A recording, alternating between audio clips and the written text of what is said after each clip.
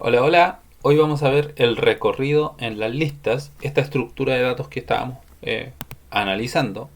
Para ello, considerando una estructura, un arreglo, digamos que tiene el elemento 1, 2, 3, 4 y de ahí en adelante puede o no puede tener, una de las cosas que nos interesa muchas veces es comparar dentro de todos los elementos. Por ejemplo, si es que tenemos la idea de eh, en un arreglo muchos números y queremos saber cuáles son mayores a tal número. ¿Ya? Por ejemplo, si queremos los números positivos van a ser los números mayores a cero y los negativos serían los menores a cero. En ese caso, nos gustaría comparar primero con el primer elemento, luego comparar con el segundo, luego comparar con el tercero, luego comparar con el cuarto y comparar con los que vengan después. ¿Ya? Para hacer todo eso, lo que estamos haciendo, y hay muchas otras aplicaciones que pasa exactamente lo mismo, es recorrer el arreglo. Ya queremos pasar por el elemento 1, hacer alguna operación, luego el elemento 2, el elemento 3, el elemento 4, y así indistintamente hasta el final. ¿Ya? A eso se le conoce como el recorrido del arreglo. ¿Ya? Esto nosotros lo podemos hacer de una manera, si nos damos cuenta, estamos construyendo un bucle. Ya tenemos un bucle que en el sentido de programación sería un while que está recorriendo, por ejemplo, al primer elemento, aplicamos alguna operación cualquiera, sumarle algo, multiplicarle por algo, compararlo con algo, etcétera. Termina eso, luego pasamos al siguiente elemento, nuevamente volvemos al while y ejecutamos la operación. Y luego tenemos todo eso dentro del while, ¿ya? Entonces el recorrido de un arreglo va a ser un ciclo, es un bucle que tenemos que programar, ¿ya? Para eso vamos a programar algunos ejemplos, ¿ya? Lo primero que tenemos que hacer dentro del while es tener clara la condición. ¿Hasta cuándo vamos a hacer ese ciclo? ¿Ya? Eso va a depender de cuál es el largo del arreglo. Si es que tiene 3 elementos, vamos a hacer 3 ciclos. Si es que tiene 20 elementos, vamos a hacer 20 ciclos.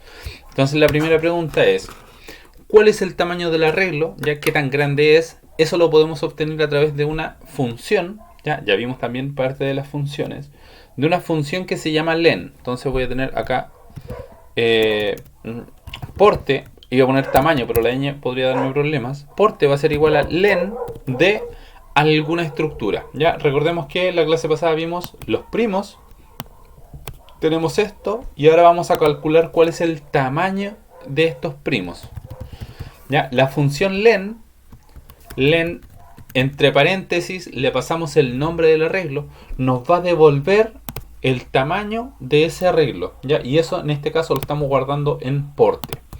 Y ahora ese porte, solamente para visualizarlo, vamos a imprimirlo. Ya, vamos a imprimir el porte.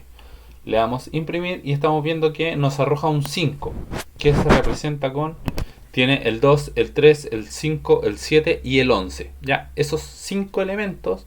Entonces con eso tenemos el tamaño del arreglo. Ya, y eso lo vamos a utilizar ahora para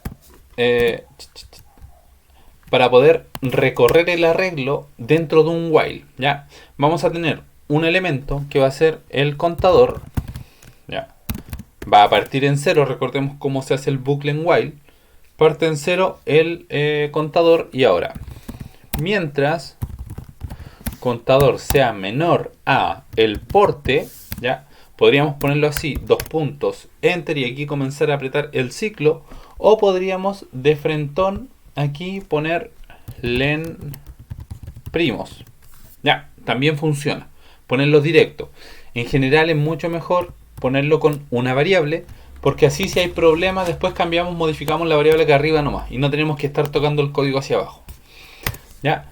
Ahora con esto vamos a recorrer el arreglo y vamos a imprimir cada elemento. Ya. Print, por ejemplo. Solamente vamos a imprimir los elementos y como se imprimen vamos a tener esto es de primos, ¿cierto? Estamos arriba, claro. Primos, ya vamos a imprimir primos, pero no cualquier primos. Vamos a imprimir específicamente un elemento. Ya, primos, entre paréntesis, contador. ¿Por qué contador? Porque contador es el número, la variable que va a ir modificándose. Va a ir primero 0, imprime el elemento 0 de primos, luego se modifica contador a 1, por tanto imprime primos 1, ¿ya? Que sería el segundo elemento, y así hasta que termine. Y ahora solamente nos queda modificar contador igual a contador más 1. Recordemos que aquí también hay una instrucción que nos ahorra este código, pero de momento lo vamos a dejar ahí, ¿ya? Y con eso deberíamos tener imprimido o impreso, ya, acá voy a imprimir print contador, no, era primos, para que primero muestre y se visualicen todos los primos y luego se va a visualizar uno por uno. ¿Ya? Tenemos aquí primos, todos, y luego uno por uno. 2, 3, 5, 7, 11. ¿Ya? Si es que a esto yo le añado más cosas a primos, 13, 17, 19, si mal no recuerdo, ¿ya? Estaría añadiendo más cosas y sin tocar hacia abajo el recorrido, le pongo imprimir y ahora se añadieron los últimos elementos y aquí también aparecen, ¿ya? Entonces, independiente del largo que sea la estructura, podría ser de 1500 y no hay ningún problema, sigue siendo exactamente el mismo código para recorrer, ¿ya? Ahora, hay ciertas cosas que nos permiten hacerlo mucho más fácil, ¿ya? Ese mismo recorrido, y para eso vamos a conocer el ciclo for, ¿ya? El ciclo for es una variante del while que nos permite hacer más o menos lo mismo en este caso, ¿ya? Nos sirve el for para cuando tenemos ciclos, y los ciclos son ciclos que sabemos cuántas veces van a dar la vuelta, ¿ya? Cuando no conocemos la cantidad de vueltas, siempre tiene que ser con while. Pero cuando conocemos la cantidad de vueltas, puede ser con while o puede ser con for, ¿ya? Para ello, se declara con for, luego una variable, ¿ya? Generalmente puede ser elemento o puede ser, se utiliza la i, ¿ya? En convención de iterador, for, y luego le ponemos el comando en, ya, in en inglés, en tal lugar, ¿ya? En tal rango o en tal estructura, ¿ya? Generalmente se utiliza la función o el comando range para decirle cuál es el rango en el cual nosotros queremos que se mueva, ¿ya? Y hasta qué lugar nosotros queremos que se mueva, podemos poner len primos, ¿ya? O podríamos poner como eso mismo, lo tenemos en una variable que se llama porte, ¿ya? De esta forma estamos haciendo el for, y qué nos ahorra o cuál es la diferencia con el while. Podríamos copiar esta misma línea, listo, y con eso estaríamos generando el while, ¿ya? Aquí voy a comentar esto, ¿ya? El while está comentado, y ahora dense cuenta que no estoy copiando la línea contador igual a contador más 1, solamente copié para que imprima, y el resultado, elimino la consola para que se ejecute nuevamente, y el resultado de esto va a ser 2, 2, 2, 2, 2, 2, 2, ya. ¿Qué es lo que pasó aquí? Contador, porque tenemos que, en vez de hacerlo con contador, aquí lo estamos haciendo con la variable i de iterador, ya. Ese fue el pequeño error. Entonces le damos play. Y ahora tenemos exactamente lo mismo. 2, 3, 5, 7, 11, etcétera, ¿ya? Pero que nos ahorramos una línea de código, que es contador igual a contador más 1, ¿ya? Ya no tenemos en mente el contador, y dense cuenta que el while, o sea, el for, tampoco tiene una condición, ¿ya? Entonces no tenemos que estar pensando, ¿cómo limito las vueltas con el contador? Añadiendo o algún condicional acá en el while, ¿ya? El for no requiere eso, porque el for nosotros tenemos sumamente claro cuál es el máximo al que va a llegar, ya que en este caso es porte. Como tenemos ese máximo, le decimos simplemente tú muévete desde el 0 hasta el porte. Se puede editar que parta desde el 3, que parta desde el 5, que parta desde otro número, ¿ya? O que llegue hasta el final, no hasta el último, sino que hasta el penúltimo o hasta el antepenúltimo, etcétera. Ya se puede modificar ese rango. Eso lo vamos a dejar para otra clase. Pero en el fondo esa es la ventaja, ¿ya? No tenemos que estar preocupados de la condición ni de ir editando esta línea, ¿ya? Esa es la primera forma para entender cómo funciona el for. Y ahora, el for, tenemos una especialidad que el for se utiliza en la mayor parte de los casos, se utiliza para recorrer estructuras como los arreglos, ¿ya?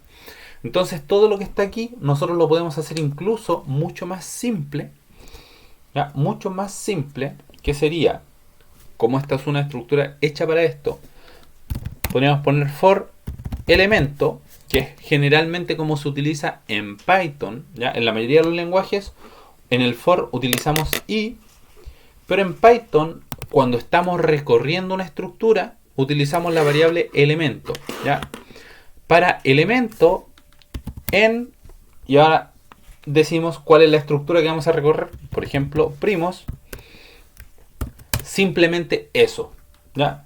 Para elementos en primo, y esto quiere decir que cada uno de los bloques de primos, si es que primos fuese esto, elemento va a hacer primero eso, a la segunda vuelta elemento va a hacer eso, a la tercera vuelta elemento va a hacer eso, y a la cuarta elemento va a hacer esto, ¿ya? Y esto lo vamos a ver programando.